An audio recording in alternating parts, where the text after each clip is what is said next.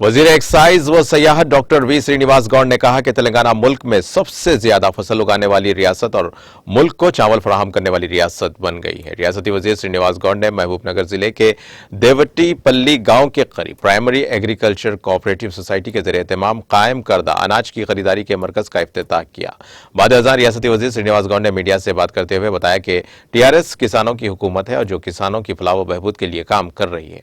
उन्होंने कहा कि माजी में मुत्तहिदा आंध्र प्रदेश के दौरे इख्तिदार में किसानों को कोई सहूलत फराहम नहीं की गई थी और बिजली के लिए धरना देने वाले एहतजाजियों पर अंधाधुंध गोलियां चलाने के वाकयात को फरामोश नहीं किया जा सकता। उन्होंने कहा कि तेलंगाना रियासत की तश्कील के बाद किसानों को आबपाशी के लिए पानी, मुफ्त बिजली, रैतु बंधु, रैतु बीमा और रैतु वेदिका जैसी तमाम सहूलियत फराहम करके मजबूत किया गया, जिसकी वजह से तेलंगाना सबसे ज्यादा पैदावार करने वाली रियासत बन गई है। उन्होंने कहा कि गुज़िश्ता में पंजाब और हरियाणा में फसलें ज्यादा हुआ करती थीं, जिसको पीछे करते हुए इस वक्त तेलंगाना मुल्क को चावल फराहम करने वाली रियासत बन गई है। उन्होंने कहा कि तेलंगाना खुश्क साली से 2-4 मुल्क की मदद करेगा। रियासती वजीर ने कहा कि ज़राअत और रोजगार समाजी इंसाफ है जिसकी इंसान को जरूरत है और हुकूमतें इन किसानों को तमाम सहूलियत फराहम करने की जिम्मेदार हैं जो मुल्क के लिए चावल फराहम करते हैं।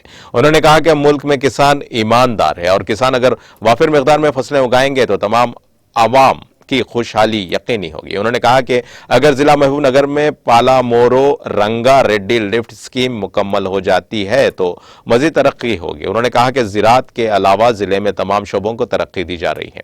डबल बेडरूम मकानात, सड़कें, हॉस्पिटल और IT पार्क जैसी सहूलियात फराहम की गई हैं जिसकी आवाम को भरपूर इस्तेफादा करने की तरगीब दी जा रही है। इस मौके पर डिस्ट्रिक्ट सेंट्रल कोऑपरेटिव बैंक के नायब सदर के वेंकटैया, सदर डिस्ट्रिक्ट रैतु बंधु गोपाल यादव और agriculture market committee chairman Mohammed Abdul Rahman, sarpanch Zarina Begum और दीगर मौजूद थे।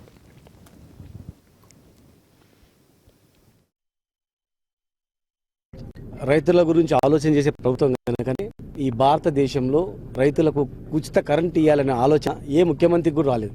దేశానికి అన్నం పెట్టే రైతులకు ఏం కావాలా, వాళ్ళ మౌలిక సదుపాయాలు ఏంటి, వాళ్ళ పరిస్థితి ఏంటి అనేది ఆలోచన చేయకుండా బిల్లు కడతావు కరెంట్ ఏంటంటే కూడా కాల్చి చంపినటువంటి సంఘాలు యునైటెడ్ ఆంధ్రప్రదేశ్ చూసినాం.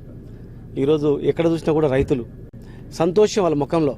కొనుగోలు కేంద్రాలు వాళ్ళ రైతుల దగ్గర వచ్చి కొనుక్కొని వారం 10 రోజుల్లో బ్యాంక్ అకౌంట్లు వేసి మళ్ళీ పెట్టుబడి ఇచ్చి కరెంట్ ఇచ్చి వాళ్ళని బాగోగులు చూసుకోవడానికి ఒక రైతు అధికారిని కూడా మండలానికి నియమించి రైతు సమన్వయ సమితిలను ఏర్పాటు చేసి జిల్లా కమిటీలను ఏర్పాటు చేసి బలోపేతం చేయడం వల్లనే ఈరోజు భారతదేశంలో అత్యధిక పంటలు పండించే రాష్ట్రం ఏదంటే తెలంగాణ రాష్ట్రం.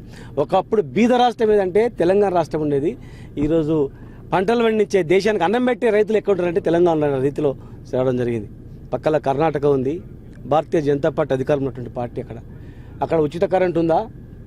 అక్కడ రైతు బంధు, రైతు బీమా లాంటివి ఉన్నాయా? రైతు చనిపోతే 5 లక్షలు ఉన్నాయా? ఆలోచన చేయాల్సిన అవసరం ఉంది. ఈరోజు రాష్ట్రం తెలంగాణ రాష్ట్రం మాదిరిగా దేశంలో అన్ని రాష్ట్రాలు చేస్తే ప్రపంచంలోనే ఈ భారతదేశం నెంబర్ 1 రాష్ట్రంగా ఉంటుంది. మనిషికి కావాల్సింది వ్యవసాయము, ఉద్యోగాలు, సామాజిక న్యాయం అనేటివి.